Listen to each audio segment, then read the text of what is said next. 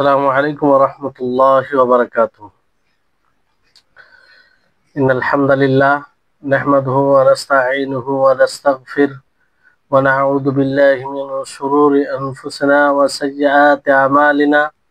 من يهده الله فلا مضل له ومن يضلله فلا هادي له وأشهد أن لا إله إلا الله وحده لا شريك له وأشهد أن محمدا عبده ورسوله.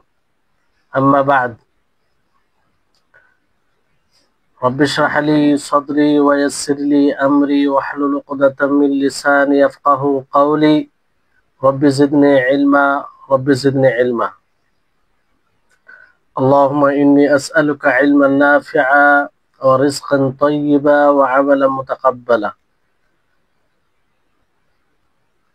সম্মানিত আজকের ক্লাসে উপস্থিত সুপ্রিয় দিন দরদি ভাই সকল, সম্মানিত বোন, সর্বপ্রথম সেই মহান করুণাময়ের আমরা প্রশংসা করব, যিনি আমাদের সকলকে আজ মাকারিমুল আখলাকের শেষ ক্লাসে উপস্থিত হওয়ার তৌফিক দিয়েছেন। ফলে আমরা সকলে তার শুকরিয়া জ্ঞাপন করব, কারণ এটা একমাত্র তার তৌফিকেই সম্ভব হয়েছে। তাছাড়া আমরা পরিমাণ কোনো কল্যাণ করতে সক্ষম নয় তার সহযোগিতা ও তৌফিক ছাড়া। তারপরে আমাদের সকলের প্রাণপ্রিয় নবী করিম মুহাম্মদ মুস্তাফা সাল্লাল্লাহু আলাইহি ওয়াসাল্লাম, ওনার উপর অসংখ্য শান্তি ধারা বর্ষিত হোক। আল্লাহুম্মা সাল্লি আলাইহি আল্লাহুম্মা বারিক আলাইহি। সম্মানিত উপস্থিতিগণ, আমরা নবম ক্লাস যে কথাই শেষ করেছিলাম সেটা হচ্ছে যে অনেক সময় আমাদের ব্যবহারের কারণে, কুচরিত্রের কারণে ইসলামের যে ছবি, ইসলামের যে একটা ধারণা, সেটা অন্যদের কাছে খারাপ হয়ে যায়। ফলে ইসলাম তাদের কাছে বদনাম হিসাবে জানা যায়। এর জন্য দায়ী সেই সমস্ত মুসলিম যাদের কুচরিত্রে, যাদের কুব্যবহারে এটা হয়। ফলে শেখ ইবনে উসাইমিন রাহিমাহুল্লাহ তিনি বলেন যে তাদের এই যে কুব্যবহার, মন্দ ব্যবহার, এটাই অপরাধ নয়। এই অপরাধ তো আছেই, তার সাথে সাথে অন্যের কাছে যে ইসলামকে ভুল ভাবে উপস্থাপন করেছে সেটার অপরাধ তারা সেটাও অপরাধ করছে। কারণ এই কারণে ইসলামকে ঘৃণিত করছে, ইসলামকে ঘৃণা করছে। এই কারণে তিনি শেষে ইবনে উসাইমিন রাহিমাহুল্লাহ বলেন যে আমাদের মধ্যে প্রত্যেকটা মুসলিমকে এমনভাবে ব্যবহার, ইসলামী যে ব্যবহারের ব্যাপারে গাইড দিয়েছে, শরীয়তে ইসলামিয়াতে যে নীতিমালা বলেছেন সেই অনুযায়ী যেন আমরা নিজেকে সজ্জিত করতে পারি, যাতে মানুষ আমাদেরকে দেখে বুঝতে পারে যে ইসলাম কি চমৎকার একটি ধর্ম, ইসলাম কি চমৎকার একটি দিন, যে দিন কোনো মানব রচিত নয়, যে দিন কোনো পৃথিবীর কোনো মনীষের পক্ষ থেকে নয়, বরং স্বয়ং সেই দিনের রচনাকারী হচ্ছে আল্লাহ তাবারক ওয়া তাআলা। আমাদের ব্যবহারে মুগ্ধ হয়ে যেন মানুষ ইসলামের দিকে ধাবিত হয়। তো এইরকম আমাদের ব্যবহার হতে হবে, যেমনটা নবী করিম মুহাম্মদ সাল্লাল্লাহু আলাইহি ওয়াসাল্লামের ব্যবহার ছিল, সাহাবায়ে কেরাম ছিলেন। সাহাবায়ে কেরাম কিরূপ ব্যবহার করেছিলেন, যাদের ব্যবহারে সকলেই মুগ্ধ ছিল, শত্রুরা পর্যন্ত তাদের ব্যবহারের সুনাম করেছে, মুগ্ধ হয়ে সেই শত্রুতা বন্ধুত্বে পরিণত হয়েছে। তো এই জন্য ওই মতো যদি আমরা নিজেকে পরিবর্তন করি, ওই মতো আমরা জীবন যাপন করি, তাহলে এই ইসলামকে মানুষ ভালো বলেই জানবে। ইসলামের দিকে ধাবিত হবে, যেমনটা তাদেরকে দেখে ধাবিত হয়েছে। আর আমাদের মধ্যেও অনেক মুসলিমের ব্যবহারে ইসলামের ব্যাপারে কুধারণা শুরু করে দেয়, আর ইসলামকে যারা ফলো করে তাদের ব্যাপারে কুধারণা শুরু করে দেয়। তা আমরা যদি সেই মতো ব্যবহার করি, তা আমরাও এক অপরের প্রতি সুধারণা রাখতে পারবো, ভালো রাখতে পারবো, হ্যাঁ, নিরাপত্তা মনে করব নিজেকে। যেমনটা সাহাবায়ে কেরাম এক মুসলিম অন্য মুসলিমকে দেখে নিরাপত্তা মনে করতেন, ভাবতেন যে না, এ ধোঁকা দিবে না, প্রতারণা, এর কাছে আমি প্রতারিত হব না, এরকমটা হবে।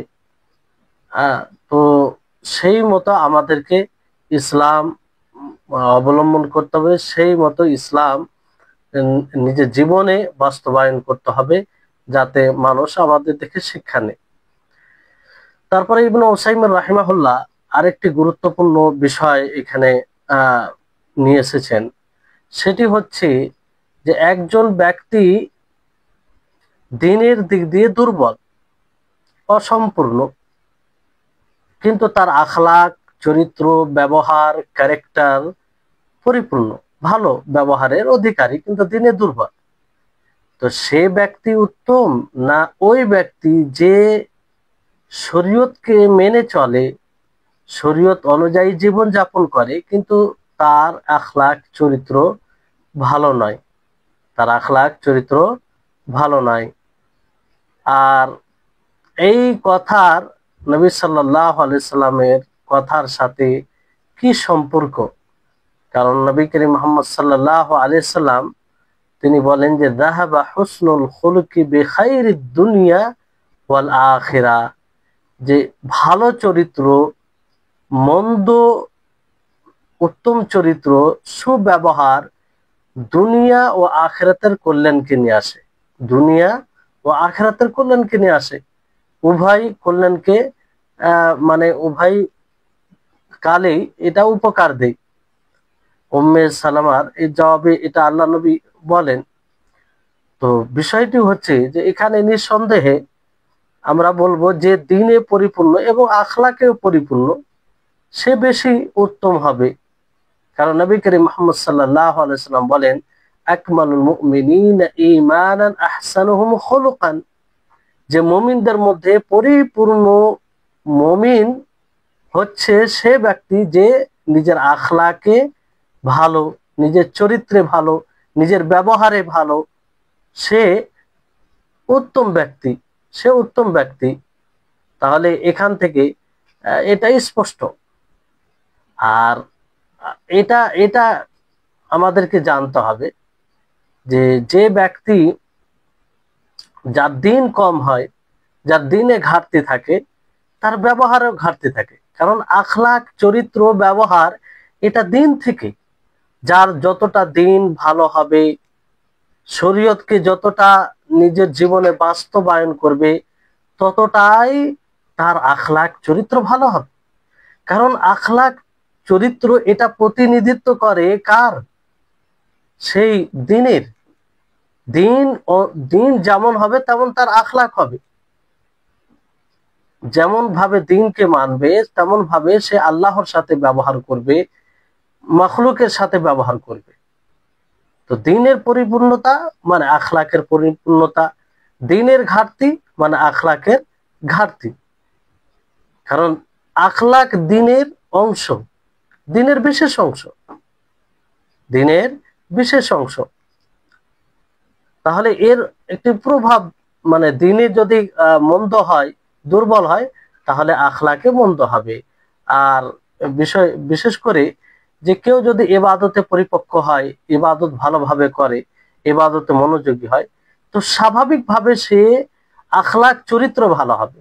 কিন্তু আমাদের সমাজে অনেকেই দেখা যায় যে ইবাদতে তো খুব ভালো, মানুষ বড় আবেদ বলে জানে, মানুষ তার ইবাদতের সুনাম করে যে অমুক আছে, রাত্রে তাহাজ্জুদ পড়ে, 5 ওয়াক্ত সালাত নিয়মিত আদায় করে, আরো বিভিন্ন প্রকারের ইবাদত করে, কিন্তু সে মানুষকে গালি দেয়, মানুষকে কষ্ট দেয়, তার মধ্যে যে সহনশীলতা বলে কিছু আছে সেটা কিছুই নেই।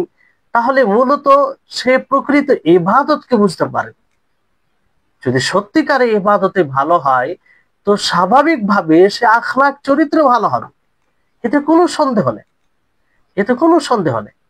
আর যদি ইবাদতে ভালো হয়, যেটা আমাদের দৃষ্টিতে ভালো লাগে, কিন্তু আখলাক চরিত্র দুর্বল হয়, তাহলে তার ইবাদত সেই প্রকৃত ইবাদত পর্যন্ত পৌঁছাতে পারেনি। জি, তো এই হচ্ছে বিষয়। তারপরে আরেকটা বিষয়, তাহলে এখানে একটা মানে নিশ্চিতভাবে আমাদেরকে জেনে নিতে হবে যে আখলাক এবং দ্বীন দুটি ভিন্ন ভিন্ন বিষয় নয়, বরং আখলাক চরিত্র এটা দ্বীনের অংশ, অবিচ্ছিন্ন অংশ। আখলাক যে আলাদা হবে সেটা বিষয় নেই। এই জন্য কাফির যদি ভালো আখলাকের ভালো চরিত্রের অধিকারী হয়, তো আমরা এতটুকু বলতে পারি যে সে কিছু অংশে ভালো, কিন্তু তাকে ভালো চরিত্রবান বলতে পারি না, ভালো চরিত্র অধিকারী বলতে পারি না তাকে। কেন? কারণ ভালো চরিত্রের অধিকারী সেই ব্যক্তি হবে যে দ্বীনকে বাস্তবায়ন করে, এবং যে দ্বীনকে বাস্তবায়ন করবে মূলত তার আখলাক চরিত্র ভালো হবে, তার আখলাক চরিত্র ভালো হবে। তো এই হচ্ছে এটি বিষয়।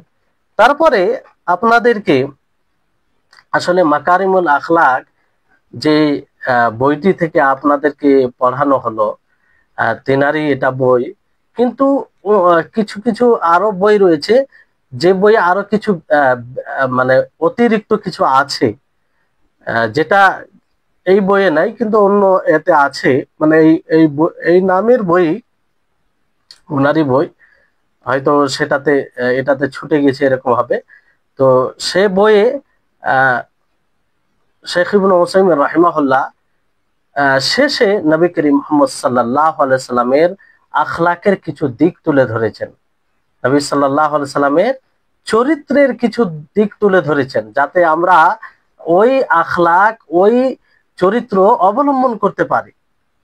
তো সেগুলো একটু তুলে ধরার চেষ্টা করছি, যাতে ওনার পুরো বই আমাদের সামনে উপস্থাপন কিংবা আমরা জানতে পারি যে হ্যাঁ, তিনি বইয়ে এইসব আমাদেরকে গাইড করেছেন।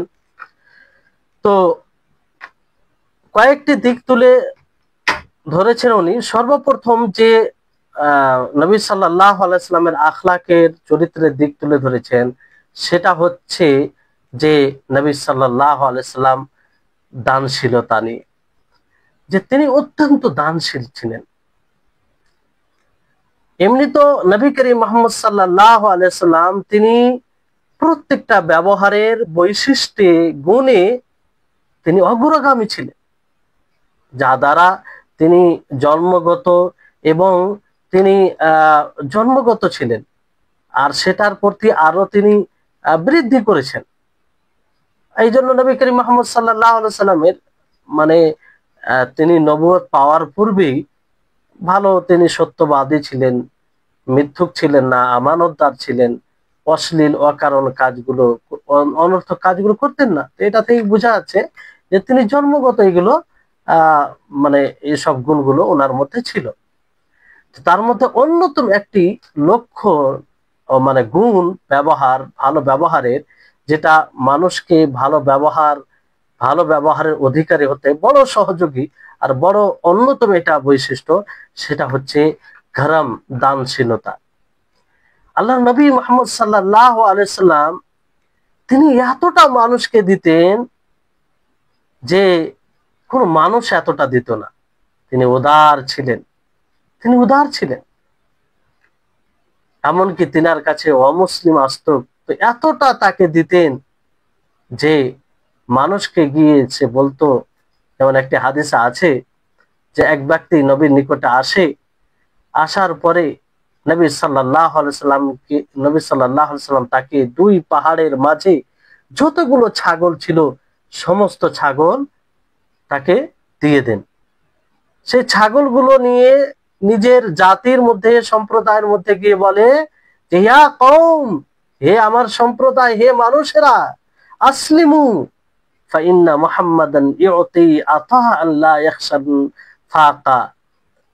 কারণ মুহাম্মদ সাল্লাল্লাহু আলাইহি সাল্লাম এতটা দান করে, এতটা দেন যে তিনি যতটা দেন তারপরে কোনো প্রকারের আর অসহায়তা থাকে না, তিনি ধনী করে দেন দিয়ে। তাহলে চিন্তা করুন যে নবী করিম মুহাম্মদ সাল্লাল্লাহু আলাইহি সাল্লাম কতটা দানশীল ছিলেন, কতটা দিতেন নিঃস্বার্থ ভাবে। জাবির বিন আব্দুল্লাহ রাদিয়াল্লাহু তাআলা আনহু তিনি বলেন যে রাসূল সাল্লাল্লাহু আলাইহি সাল্লামের কাছে যখনই চাওয়া হয়েছে, যখনই কেউ চেয়েছে, যখনই কেউ কিছু বলেছে, তিনি কখনো না বলেন, তিনি না বলেন, দিয়েছেন তাকে। সম্মানিত উপস্থিতিগণ, তাহলে এই ভালো চরিত্রের অধিকারী হতে গেলে এই গুণটি অন্যতম, যেটা আমাদের সকলের মধ্যে থাকা দরকার, যেটা আমাদের সকলের মধ্যে থাকা দরকার। এই জন্য নবী করিম মুহাম্মদ রাসূল সাল্লাল্লাহু আলাইহি সাল্লাম যখন গাজওয়ায়ে হুনাইন থেকে তিনি আসছিলেন, তখন অনেক বেদুইন গ্রামের লোক, কিছু গ্রাম্য লোক আল্লাহর নবীকে ধরেন। আল্লাহ নবীর কাছে পিড়াপিড়ি তারা করতে লাগে। আল্লাহ নবীর কাছে তারা চাইতে আরম্ভ করে। এতটা তারা পিড়াপিড়ি করতে আরম্ভ করে যে আল্লাহ নবীর চাদর গাছে আটকে যায়। আর নবী সাল্লাল্লাহু আলাইহি সাল্লাম সওয়ারির উপরে ছিলেন। তিনি বলেন, রুদ্দু আলাইয়া রিদাই আতাখশাউনা আলাল বুখল, আলাইয়া আল বুখল, যে তোমরা আমার চাদর দিয়ে দাও। তোমরা কি আমার উপরে আশঙ্কা করছো কৃপণতার, যে আমার কাছে থাকবে আর আমি তোমাদেরকে দিব না? এই কি আশা করছো? এই কি তোমরা মানে এটার তোমরা আশঙ্কা করছো? ফাওয়াল্লাহি লাউ কানা লি আদাদু হাযিহিল ইযাদ নি'মা লাকাসসামতুহু বাইনাকুম। আল্লাহর কসম করে বলছি, এই যে তোমরা কাঁটাযুক্ত উদ্ভিদ বৃক্ষ দেখছো, এই সমতুল্য যদি আমার কাছে থাকতো তাহলে সেটি আমি তোমাদের মধ্যে বন্টন করে দিতাম। সুবহানাল্লাহ। সুম্মা লা তাজিদুনি বাখিলান, তোমরা আমাকে কৃপণ পেতে না, ওয়ালা জুবানান, না তোমরা আমাকে কাপুরুষ পেতে, ওয়ালা কাযুবান, না তোমরা আমাকে মিথ্যুক পেতে। এই ছিল নবী করিম মুহাম্মদ সাল্লাল্লাহু আলাইহি সাল্লামের আতা, নবী করিম মুহাম্মদ সাল্লাল্লাহু আলাইহি সাল্লামের সহনশীলতা। আল্লাহ নবীর কাছে থেকেছে আর তিনি না বলেছে, এটা কখনো হয়নি আল্লাহ নবীর জীবনে। তাহলে আল্লাহ নবী এই গুণে গুণান্বিত ছিলেন, যার ফলে অনেক মানুষ এই গুণে প্রভাবিত হয়ে ইসলামে প্রবেশ করেছে, ইসলামে ধাবিত হয়েছে। কারণ এটা একটা প্রভাবশালী গুণ, মানুষের উপরে প্রভাব করে। ইহসান, মানুষের উপরে ভালাই করা, মানুষের সহযোগিতা করা, এটা একটা এমন গুণ যে গুণ মানুষকে এই গুণের গোলাম করে দেয়, দাস করে দেয়। এই গুণ মানুষের শত্রুকে বন্ধুত্বে পরিণত করে দেয়। এই গুণ সুসম্পর্ক তৈরি করে দেয়। এই গুণ মানুষের পূর্বের সমস্ত ব্যথা বৃথা সবকিছুকে ভুলিয়ে দেয়। আল্লাহ নবীর সাথে তাই হয়েছে। আল্লাহ নবী মধ্যে এই গুণটি ছিল। কত শত্রু যে তাকে একদম ঘৃণা করত। নবী সাল্লাল্লাহু আলাইহি সাল্লামের চেহারা মুখমণ্ডল তার নিকটে ঘৃণিত ছিল। যখন নবী সাল্লাল্লাহু আলাইহি সাল্লামের এই উদারতা, নবী সাল্লাল্লাহু আলাইহি সাল্লামের এই দানশীলতা দেখেন, তখন সবকিছু ভুলে যায়। আর এটা ইসলামে এর অনেক গুরুত্ব রয়েছে। তো নবী সাল্লাল্লাহু আলাইহি সাল্লাম একটি চিন্তা করুন, আল্লাহর নবী যে বিত্তশালী ছিলেন তা নয়, আল্লাহর নবী যে খুব ধনী ছিল তা নয়, আল্লাহর নবীর বাড়িতে যে সব সময় মাল ধন সম্পত্তি থাকতো তা নয়। তিনি এমনও সময় কাটিয়েছেন যে সময়ে 1 মাস 2 মাস অতিবাহিত হয়ে গেছে, বাড়িতে চুলহা জ্বলেনি। কি অবস্থায় দিন কেটেছে, কি কষ্টে দিন কেটেছে, কি ক্ষুধার্ত থাকা অবস্থায় দিন কেটেছে। তারপরও আল্লাহ নবীর করম, আল্লাহ নবীর দানশীলতা এত ছিল যে আসতো যা থাকতো তাকে দিয়ে দিত, না বলতেন না। এই ছিল নবী করিম মুহাম্মদ সাল্লাল্লাহু আলাইহি সাল্লামের আখলাক, চরিত্রের এই অন্যতম একটি দিক।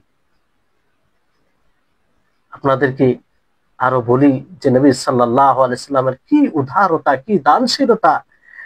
একজন মহিলা নবী করিম মুহাম্মদ সাল্লাল্লাহু আলাইহি সাল্লামকে একটি চাদর দেন, যে চাদরটি বড় সুন্দর, একটি পোশাক দেন, বড় চমৎকার, ভালো লাগছিল, সুন্দর লাগছিল। সেই মহিলা বলেন সিমলা মানসুজা, মানে সেটা মানে ভালো লাগছিল দেখতে, মানে দাগ ছিল, সেগুলো সৌন্দর্য, মানে সৌন্দর্য ফুটে উঠছিল। সেই মহিলা বলে, ইয়া রাসূলুল্লাহ আকসুকা হাদিহি, যে হে আল্লাহ রাসূল, আমি আপনাকে এই পোশাকটি আপনাকে পরিয়ে দিতে চাই। ফাআখাযাহান নবী সাল্লাল্লাহু আলাইহি ওয়াসাল্লাম, নবী করিম মুহাম্মদ সাল্লাল্লাহু আলাইহি ওয়াসাল্লাম সেটা নেন, এমন ভাবে নেন যে আল্লাহর নবীর যেন সেটা প্রয়োজন ছিল, আল্লাহ নবীর সেটা প্রয়োজন ছিল, এইভাবে তিনি নেন। মুহতাজান ইলাইহা, সেটা যেন আল্লাহ নবীর প্রয়োজন, একটা যে মানুষের প্রয়োজন নেই তারপরে দিনও নিয়ে নিল, এটা একটা বিষয়। আর একটি অবস্থা যে যে জিনিসটা দেওয়া হচ্ছে সেটার প্রয়োজন।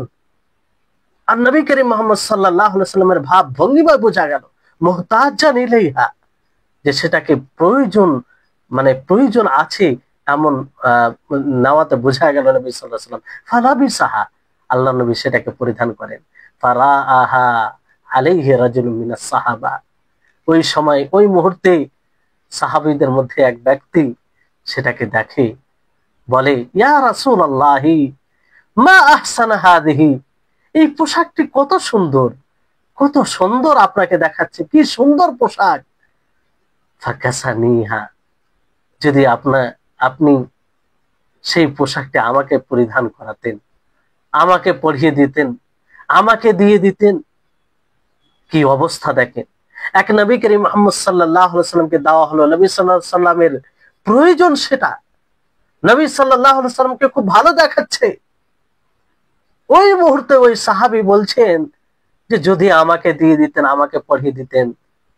আল্লাহ নবী চেহারাতে কোনো অসন্তুষ্ট ভাব নয়, কোনো প্রকারে কিছু নেই, অথচ সেটা প্রয়োজন ছিল। আল্লাহ নবী সঙ্গে সঙ্গে বলে, নাম, যে হ্যাঁ তুমি নিয়ে নাও, অসুবিধা নেই। ফালাম্মা কামান নবিয়্যু বিউম্মিহি আসহাবাহু, নবী সাল্লাল্লাহু আলাইহি সাল্লাম যখন সেখান থেকে চলে গেলেন, তো লোকের আরো যে সাহাবীগণ ছিলেন তারা বলতে আরম্ভ করলো যে মা আহসানতা, মা আহসানতা হিনা রাআইতা নবিয়্য সাল্লাল্লাহু আলাইহি সাল্লাম আখাযাহা মুহতাজান ইলাইহা সুম্মা সাআলতাহু ইয়াহা ওয়া ক্বাদ আরাফতা আন্নাহু লা ইয়াসআলু শাইয়ান ফায়ামনাহু। তারা বলল যে এটা তুমি ভালো কাজ করোনি, এটা তুমি ভালো কাজ করলে না।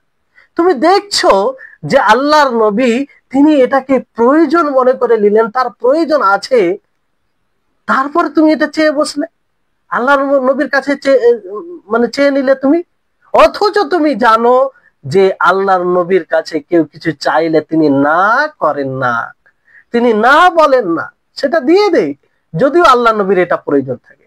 আর সেটা তুমি জানো যে আল্লাহ নবীর এটা প্রয়োজন, তারপরে তুমি কিভাবে চাইলে, তুমি এটা ভালো কাজ করলে না, এটা তোমার করা উচিত ছিল না। সেই সাহাবী বললেন যে তোমরা মনে করছো যে আমি সেটা পরিধান করার জন্য নিয়েছি, যে না। তিনি বলছেন রাজাউতু বারাকাতাহা হিনা লাবিসাহান নবিয়্যু সাল্লাল্লাহু আলাইহি সাল্লাম আলাইয়া উকফিনা ফিহা ইয়া উকফানু ফিহা, যে তিনি বললেন যে আমি এই জন্য নবী করিম মুহাম্মদ সাল্লাল্লাহু আলাইহি সাল্লামের কাছে সেটা চাইলাম। আমি জানি যে আল্লাহ নবীর এটা প্রয়োজন, আমি এটাও জানি যে আমি চাইলে আল্লাহ নবী না করবে না, তারপরও চাইলাম। কেন? আসলে সেটার আবার প্রয়োজন আছে তা নয়, সেটা এই হিসাবে আমি চাইলাম যে আমি তা থেকে বারাকা অর্জন করব, কারণ সেই পোশাক নবীর জিসমের সাথে, নবীর শরীরের সাথে স্পর্শ খেয়েছে, আমি সেটা নিয়ে পরিধান করব যাতে সে বারাকা আসে এবং সেটা দ্বারা যেন আমাকে কাফন করা হয় যখন আমার মৃত্যু ঘটবে, এই জন্য আমি নিয়েছি। তাহলে চিন্তা করুন এটা কত বড় উদার দানশীল হলে এটা করা যেতে পারে? এটা কি সহজ বিষয় যে একটা বিষয়, খুব সুন্দর বিষয়কে এসে দিল, আর তার প্রয়োজন আছে ওই মুহূর্তে কেউ চাইবে, আর বিনা দ্বিধায়, বিনা কোনো সংকোচে, বিনা কোনো অসন্তুষ্ট ভাব প্রকাশ করে দিয়ে দেওয়া, এটা সহজ বিষয় নয়। এগুলো হচ্ছে আল্লাহ নবীর নবুয়তের আলামত। কারণ এইরকম খুব হয় না। নবী, আল্লাহ তাআলা তাকে ওই মাকাম দিয়েছেন। তো এই হচ্ছে। তবে এখানে একটি বিষয় যেটা আপনাদেরকে বলবো, যে যেহেতু বরকতের বিষয়, নবী সাল্লাল্লাহু আলাইহি সাল্লামের জন্য এটা বিশেষ। আল্লাহ নবীর জিসম, শরীর মোবারক, বরকতময়, মানে সেটা দ্বারা বরকত নেওয়া যাবে। আল্লাহ নবীর শরীর এবং শরীরের সাথে সম্পৃক্ত সমস্ত বিষয় বরকতের, তা দ্বারা বরকত নেওয়া যায়, এটা জায়েজ। এটা নবী সাল্লাল্লাহু আলাইহি সাল্লামের সাথে বিশেষ, আর কারোর সাথে জায়েজ নয়, কারোর সাথে জায়েজ নয়, নবী করিম মুহাম্মদ সাল্লাল্লাহু আলাইহি সাল্লাম ছাড়া। তবে এখানে একটি কথা মনে রাখবেন,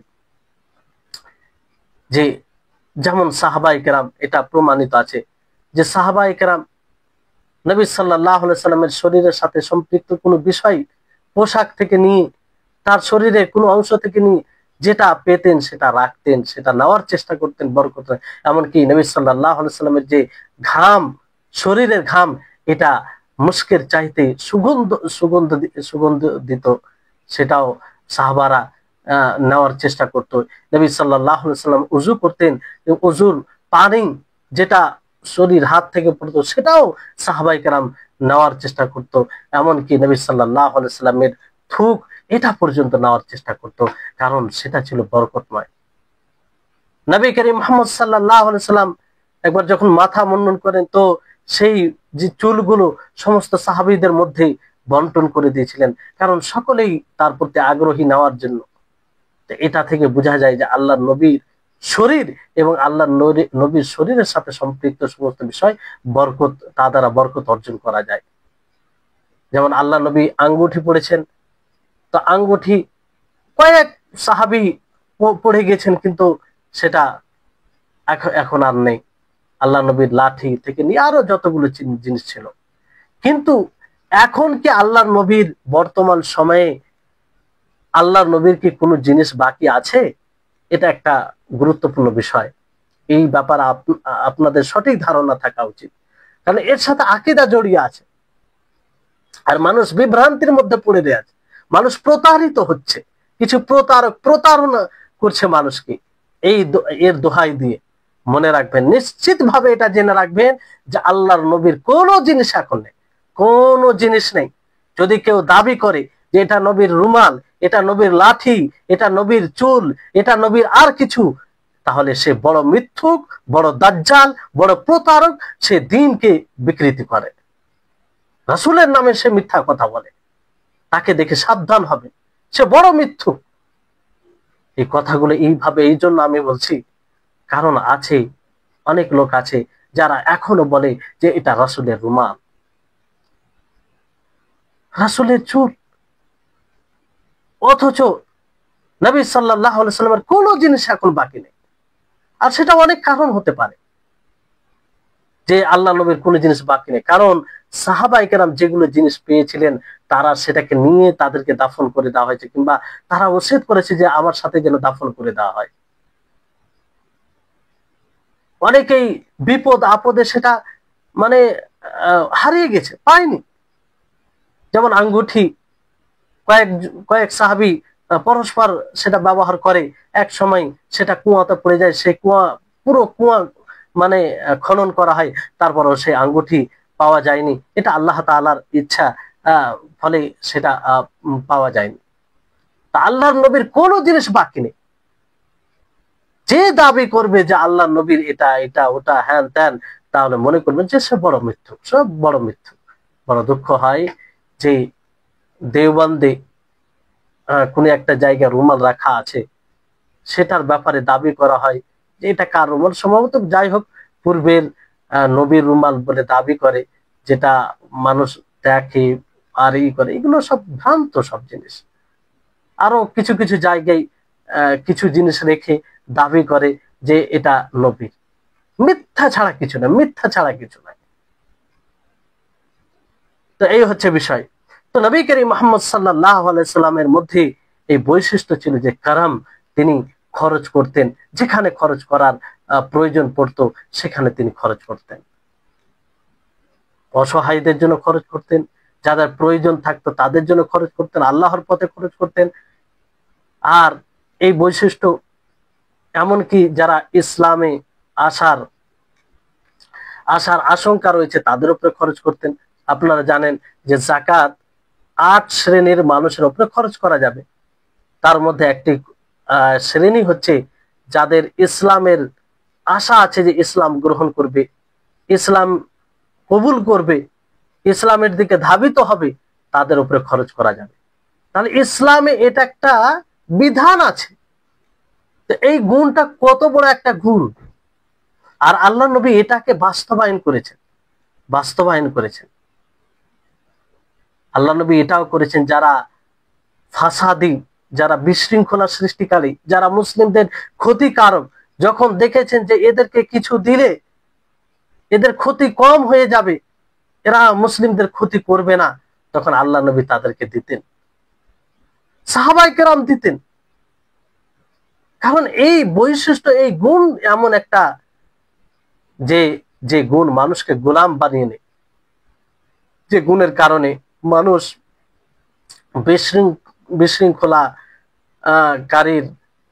বিশৃঙ্খলা বন্ধ হয়ে যায়, শত্রুতা পোষণকারীর শত্রুতা বন্ধ হয়ে যায়। অনেক সময় সেই শত্রুতা বন্ধুত্বে পরিণত হয়ে যায়। অনেক সময় দেখবেন, ইতিহাস পড়বেন যে অমুক বাদশাহ, মুসলিম বাদশাহ অমুক কাফেরকে এতগুলো দেই কেন? এই কারণে দেই যে তাদের যে ক্ষতি রয়েছে, তাদের পক্ষ থেকে ক্ষতির আশঙ্কা রয়েছে, সেটা যেন বন্ধ হয়ে যায়। আর এটা জরুরি, ইসলামে এতে অনেক হিকমা আছে। যেমন দেখবেন, অনেক যখন মুসলিম মানে অমুসলিম যখন ইসলাম গ্রহণ করে, তখন ওই সময় কিন্তু আল্লাহর পরীক্ষা হয়।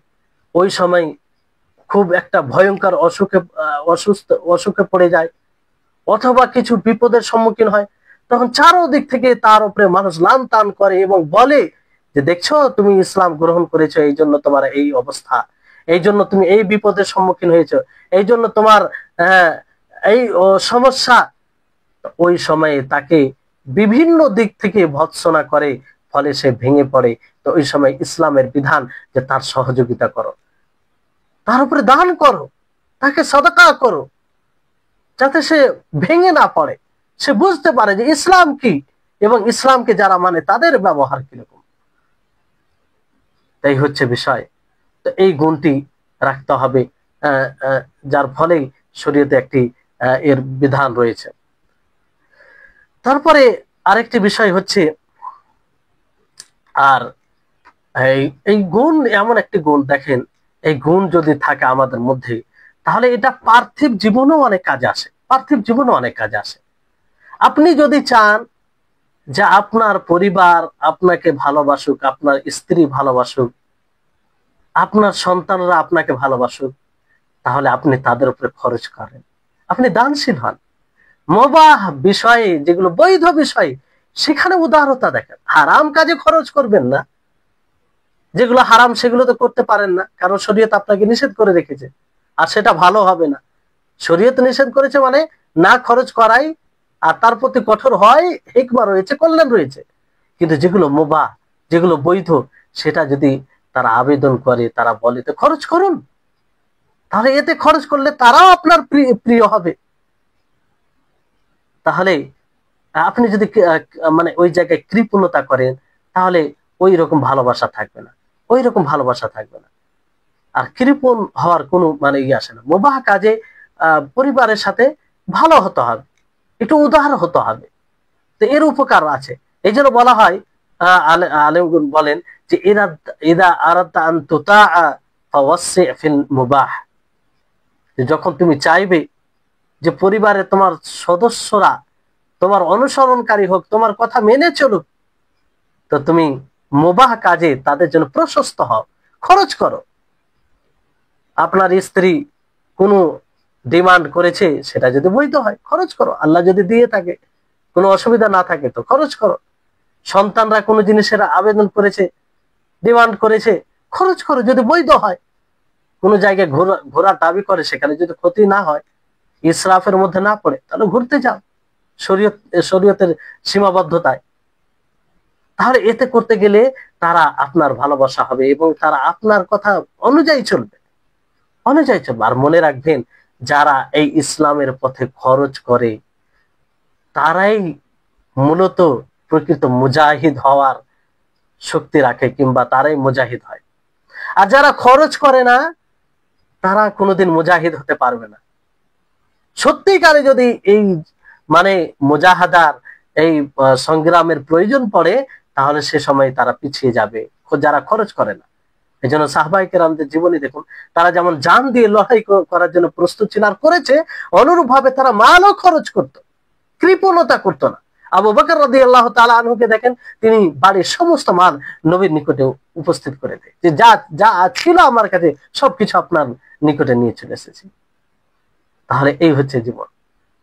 আর মুবাহ কাজে পরিবারদের সাথে, যেমন একটি আপনাদেরকে উদাহরণ দেওয়া যেতে পারে, যে আল্লাহ নবী মুবাহ কাজে, তাদের জন্য বৈধ কাজে কিভাবে তিনি প্রশস্ত হতেন।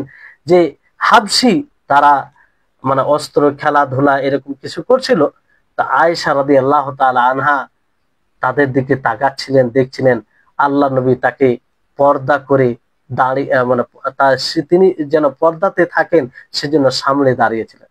আল্লাহ নবী অতক্ষণ পর্যন্ত সেখান থেকে সরেননি যতক্ষণ পর্যন্ত আয়েশা রাদিয়াল্লাহু তাআলা আনহা তিনি নিজের মাথাকে সেখান থেকে সরেন। এটা কি ছিল? নবী সাল্লাল্লাহু আলাইহি সাল্লামের প্রশস্ততা। নবী সাল্লাল্লাহু আলাইহি সাল্লাম তার প্রয়োজন বুঝে ওখানে দাঁড়িয়েছিলেন, যাতে সে দেখতে পারে, কারণ এটা মুবাহ ছিল, এটা বৈধ ছিল। তো এইরকম হতে হবে আমাদের সকলকে।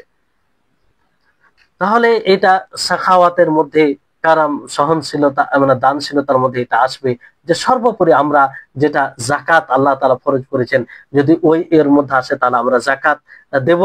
আর জাকাত দেওয়ার পরে মেহমান নওয়াজি, অতিথি পরায়ণ, এটা যেন থাকে। যেমন দূরের মেহমান আছে, তো তাদের সাথে যে অতিথি পরায়ণ আছে, সেটা যেন আমরা অব্যাহত রাখি।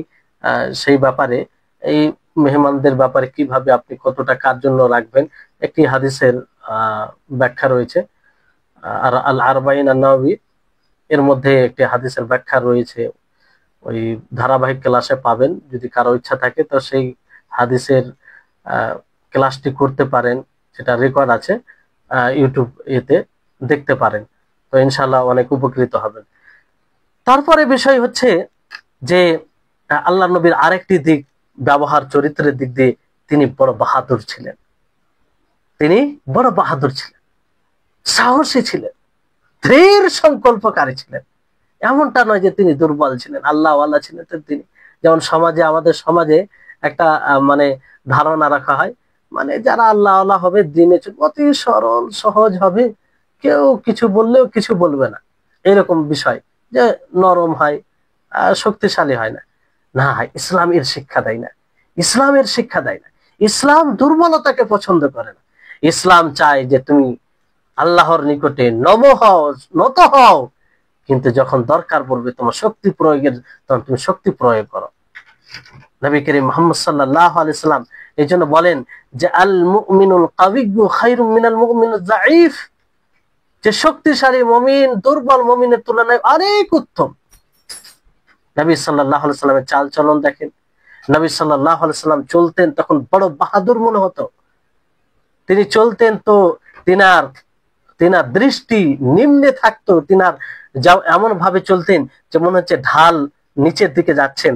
এইভাবে এত বেগে চলতেন আল্লাহ নবী, যে সাহাবায়ে কেরাম সাথে চলতে চলতে পিছিয়ে যেতেন। বড় বাহাদুর ছিলেন নবী করিম মুহাম্মদ সাল্লাল্লাহু আলাইহি সাল্লাম। তার অনেক দৃষ্টান্ত আছে। ইসলামের দুর্বলতাকে পছন্দ করা হয়নি, যে ইসলাম মানবে তো একদম অতি দুর্বল, তাকে দেখে দুর্বল মনে হবে না, এটাই ইসলাম পছন্দ। এই জন্য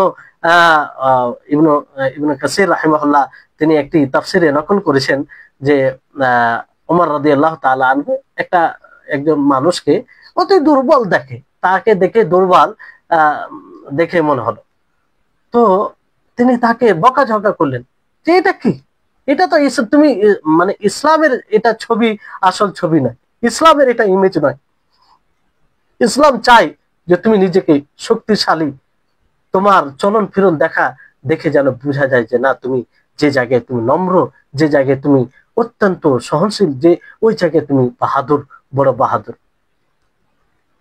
নবী করিম মুহাম্মদ সাল্লাল্লাহু আলাইহি সাল্লাম যদিও তিনি 63 বছর জীবিত 63 বছর যাই হোক এরকম জীবিত ছিলেন, তা আল্লাহ নবী কখনো ওনাকে বৃদ্ধ বলা হয়নি, বৃদ্ধ বলা হয়নি। তিনার মাত্র কয়েকটি চুল মানে সাদা হয়েছিল, যদি গলা যায় 20-20টা এরকম বলা হয়েছে। তো তিনি এইভাবে নিজেকে রাখতেন। তারপরে ওনার বাহাদুরি, উনি যে কতটা বাহাদুর ছিলেন অনেক দৃষ্টান্ত আছে। তার মধ্যে তিনি একবার মানে তিনার সম্পর্কে আব্বাস বিন আব্দুল মুত্তালিব তিনি বলেন যে যখন মুসলিমদের কাফেরদের সাথে যুদ্ধ হতো, যেমন হুনাইন যুদ্ধে, তো মুসলিমরা সব পিছনে আর রাসূল সাল্লাল্লাহু আলাইহি সাল্লাম একদম সরাসরি কাফেরদের সামনে তিনি আগে বেড়ে বীর পুরুষতার সাথে তিনি যুদ্ধ করতেন। আর তিনি বলতেন, আনা নবী, আমি নবী, লা কাযিব, আমি মিথ্যুক নয়, আনা ইবনে আব্দুল মুত্তালিব, আমি হচ্ছে আব্দুল্লাহ ইবনে আব্দুল মুত্তালিব। তিনি বড় সাহসী ছিলেন। এটা কে করতে পারবে? যে বড় সাহসী হবে, কাপুরুষ যে হবে, সে আগে থাকতে পারে না। আল্লাহর নবী নেতৃত্ব দিতেন, তিনি নেতা ছিলেন, তিনি নবী ছিলেন, সাহাবীদেরকে আগে বাড়িয়ে দিতেন, আর তিনি পিছিয়ে থাকতেন নিজেকে মানে হেফাজতে রাখার জন্য, তা নয়। আল্লাহর নবী নিজে আগে থাকতেন যুদ্ধের ময়দানে তিনি আগে থাকতেন। আলী বিন আবি তালিব তিনি বলেন যে কুন্না ইদা ইহমাররাল বাস, যখন যুদ্ধ পুরো উত্তেজিত হয়ে যেত, দুই পক্ষই বড় লড়াইয়ের সময় হতো, এক অপরকে যে যাকে পায় সামনে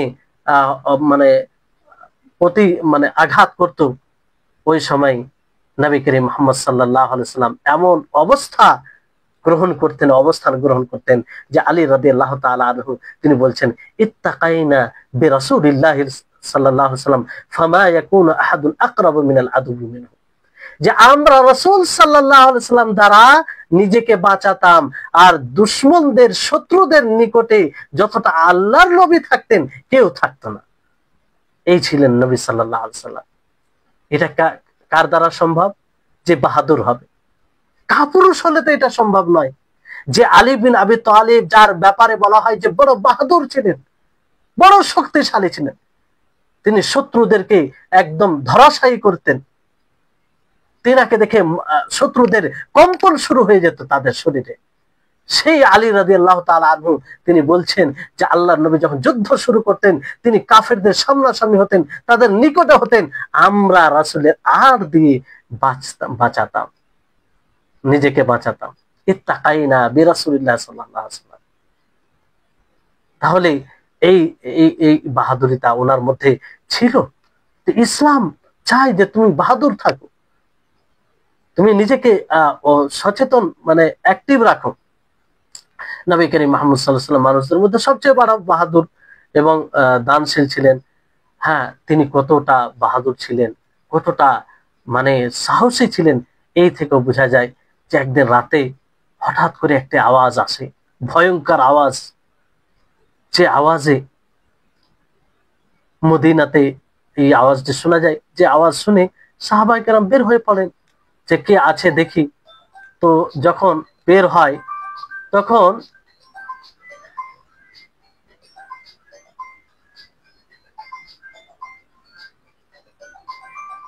সাহাবায়ে কেরাম যখন বের হয় সেই সময়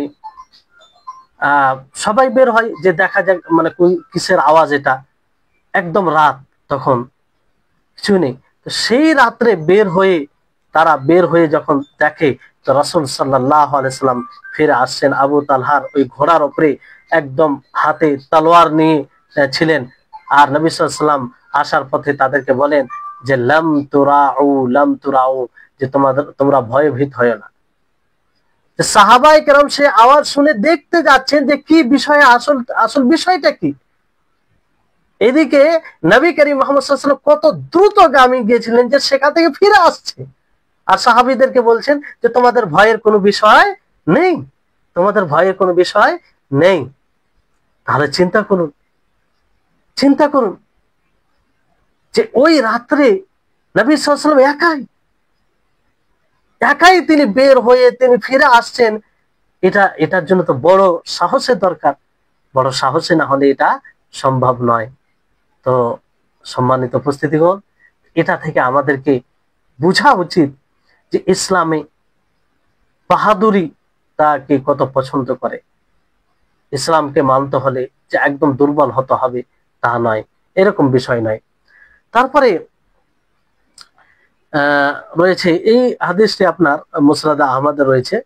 আর তারপর এখানে একটি আরেকটি চিন্তার বিষয়, আচ্ছা দেখুন যে নবী সাল্লাল্লাহু আলাইহি সাল্লামের সাথে এত বিপদ আপদ জড়িয়ে রয়েছে, নবী সাল্লাল্লাহু আলাইহি সাল্লামের শত্রুর অভাব নেই। শত্রু এই জন্য যে তিনি তাওহীদের দাওয়াত দিতেন। নবী সাল্লাল্লাহু আলাইহি সাল্লামকে তার বাড়ি থেকে, তার জন্মস্থান থেকে বিতাড়িত করা হয়েছে। নবী সাল্লাল্লাহু আলাইহি সাল্লামকে হত্যা করার পরিকল্পনা করা হয়েছে। নবী সাল্লাল্লাহু আলাইহি সাল্লামের কথা যারা শুনতো তাদেরকে বিভিন্ন ভাবে জুলম করা হয়েছে তাদের উপরে। নবী সাল্লাল্লাহু আলাইহি সাল্লাম তায়েফে গিয়েছেন দাওয়াতি কাজে, তিনাকে মেরে রক্তাক্ত করে দিয়েছেন। এতগুলো বিপদ, তিনার বাড়িতে কখনো খাবার থাকতো না, 1 মাস নয় 2 মাস পর্যন্ত চুলহা জ্বলতো না। এত বিপদ থাকার পরেও আল্লাহ নবী সবসময় হাসি মুখে থাকতেন, তিনার চেহারায় হাসি দেখা যেত।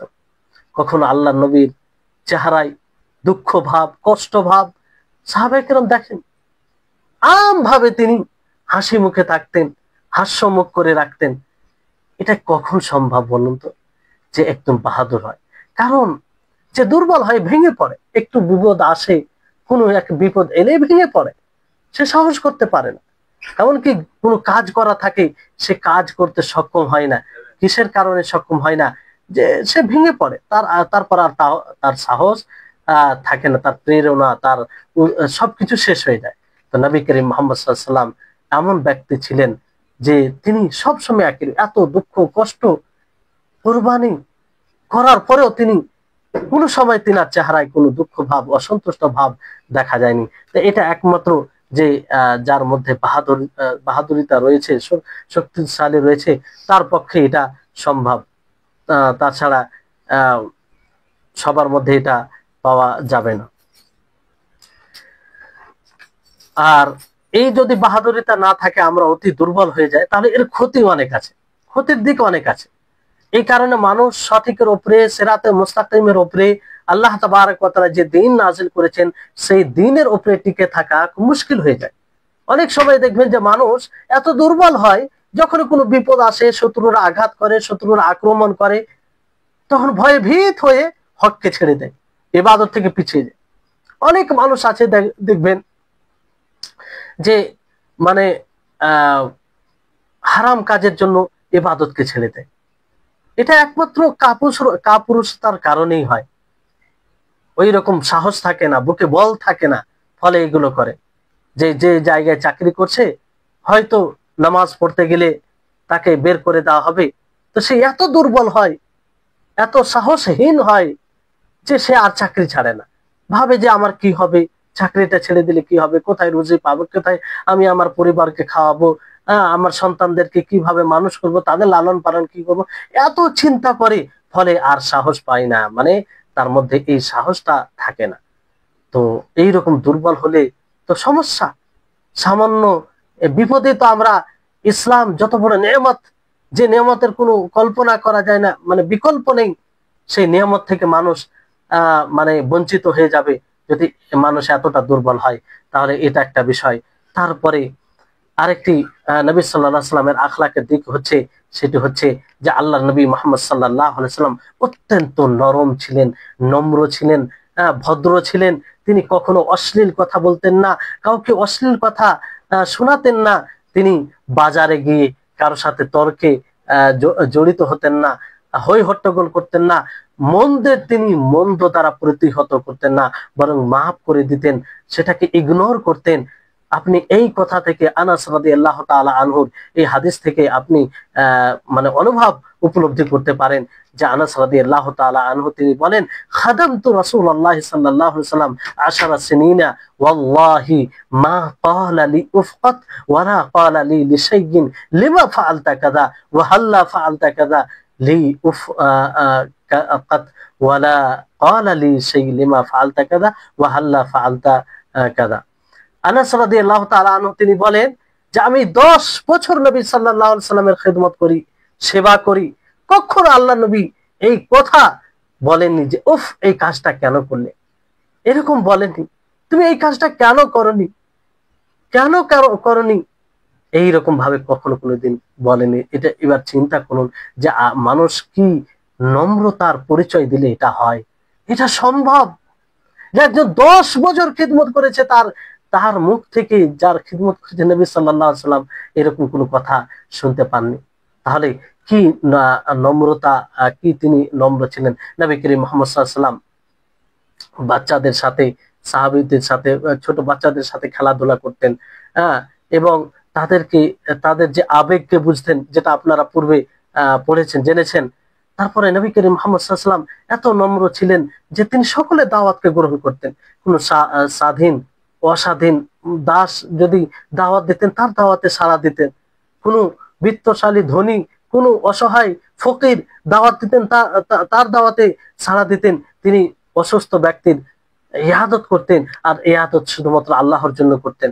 অনেক সময় অনেক সাহাবীর তিনি ইয়াদত করেছেন যে জানেই না যে আমার কাছে কে ইয়াদত করতে এসেছিল। আমরা অনেক সময় মনে করি যে যার ইয়াদত করতে যাবো সে যেন জানতে পারে, তাকে জানানোর চেষ্টা করা হয় না, আরো আসলে এটা বিষয় নয়। ইয়াদত ওইরকম যদি অবস্থা থাকে যে সে জানতে পারে না, সে বেহুশ হয়ে আছে, কিংবা তাকে জানানো সম্ভব, কোনো সমস্যা নেই, তবে ইয়াদত করতে হবে। নবী করিম মুহাম্মদ সাল্লাল্লাহু আলাইহি সাল্লাম নামাজ পড়াতেন, তিনি যেহেতু নেতৃত্ব দিতেন, তিনার কাছে কে ওযর পেশ করতো সেটাকে গ্রহণ করতেন। তিনি কঠোর হতেন না, বুঝতেন, তার অবস্থাকে বোঝার চেষ্টা করতেন। তিনি বাচ্চাদের কান্না শুনলে নামাজকে হালকা করে দিতেন। ভাবতে পেরেছেন নবী সাল্লাল্লাহু আলাইহি সাল্লাম কি চরিত্রের অধিকারী ছিলেন, যে তিনি নামাজ পড়তেন, যখন বাচ্চাদের কান্নার আওয়াজ আসতো তখন তিনি নামাজকে হালকা করে দিতেন।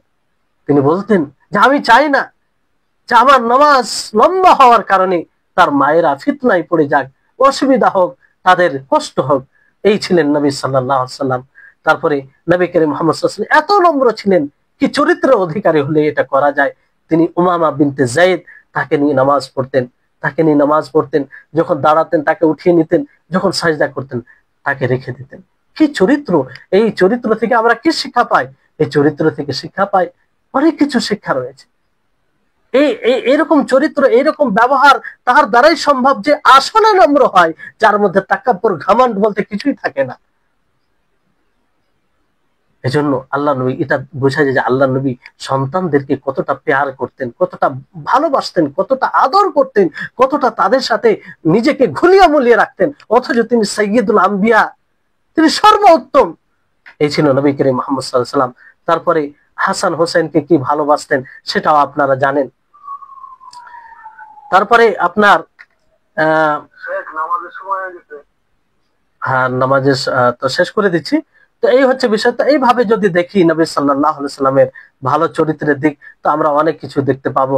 তারপরে আরেকটি বিষয় যেটা হচ্ছে যে নবী সাল্লাল্লাহু আলাইহি সাল্লাম দুনিয়া বিমুখী ছিলেন, আর দুনিয়া বিমুখী হওয়া এটা অনেক গুণ অর্জনে এটা সহযোগী হয়, অনেক গুণ অর্জনে সহযোগী হয়।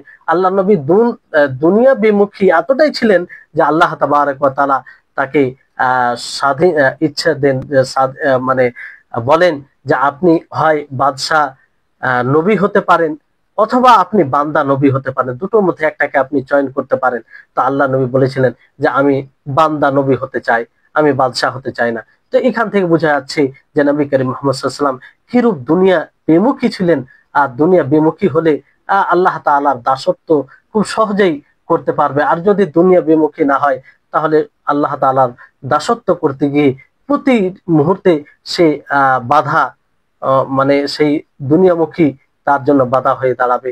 যেমনটা আমরা দেখি হ্যাঁ, তো নবী সাল্লাল্লাহু আলাইহি সাল্লাম এই দুনিয়া বিমুখী হতে গিয়ে এরকমটাও হয়েছে যে তিনি তেনার জন্য বিশেষ কোনো বিছানা ছিল না, বিছানা যে যেখানে ঘুমাতেন তার দাগ পড়ে যেত। উমর রাদিয়াল্লাহু তাআলা আনহু সেটা দেখে কান্না করতে লাগেন আর বলেন, কাইসার ও কিসরার বাদশা কি মানে তারা এতে থাকে, আপনি তো নবী, আপনার এই অবস্থা।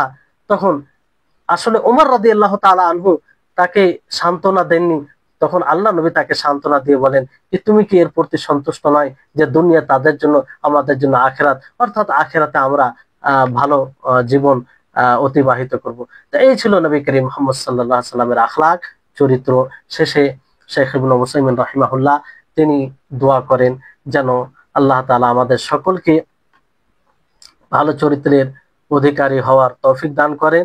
আর প্রকাশ্যে হোক বা যারা প্রকাশ্যে গোপনে ভালো চরিত্রকে ভালো চরিত্র অনুযায়ী কিতাব ও সুন্নাতকে মজবুত করে ধরে থাকে, তাদের যেন আমাদের অন্তর্ভুক্ত করেন, এই দোয়া করেন।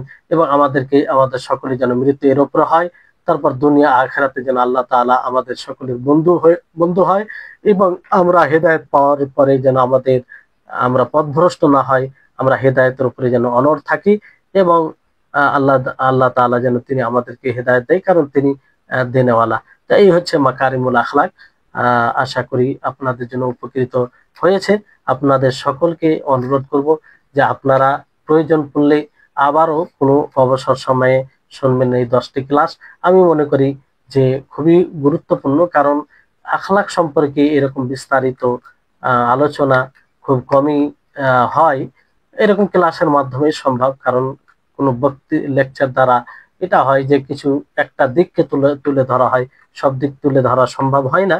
ফলে আপনাদের সকলকে বলবো যে আপনারা নিজে শুনবেন এবং সবচেয়ে বড় বিষয় হলো যে এটা শুনে আমরা নিজের জীবনে বাস্তবায়ন করব আর অন্যদেরকে আমরা উৎসাহিত করব, তাদেরকে বলবো যে এই ক্লাসগুলো শুনে যেন প্রকৃত ভালো আখলাক, ভালো চরিত্র কি জিনিস শরীয়তে, সেটা যেন বুঝতে সক্ষম হয়। ওয়া আখিরু দাওয়ানা আনিল হামদুলিল্লাহি রাব্বিল আলামিন।